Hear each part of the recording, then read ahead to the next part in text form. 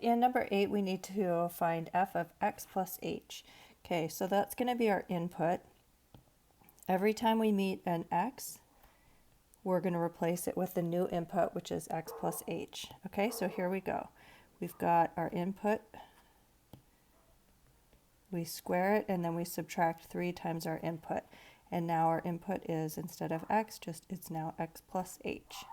X plus h. Okay, now we need to do all of the algebra squaring that binomial. We actually have to multiply that all out. So we're going to distribute our x, and we get xh, and then we have another xh, so that would be 2xh, and then plus h squared. And then we need to distribute our negative 3 to both the x and the h, and I'll bring those down. All right, so that's the expression.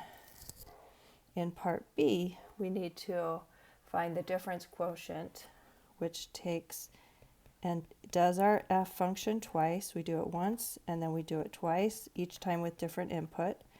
And then our fraction has an h in the denominator. Okay, so the big thing here is for you to notice we're taking our f once and twice. Okay, so we need to have once and twice, and then we're going to make a big fraction with h in the denominator. Okay, so the first time we do our function, our input is x plus h, and we just did that right here. Okay, so that first time when we do f of x plus h, I'm just going to plug that in. It was x squared plus 2xh plus h squared minus 3x minus 3h. Okay, so there's the first f of x, where our input is x plus h. Now we need to do that again. We're going to subtract it because it's saying subtract. Okay, and now our input is just x, so it would be x squared minus 3x. But we have to subtract all of that, so we're going to put parentheses around that. And then we're going to distribute our negative. So it would be minus x squared plus 3x. And remember, we still have an h in the denominator. And then, let's see, we've got x squared minus x squared. That adds up to 0.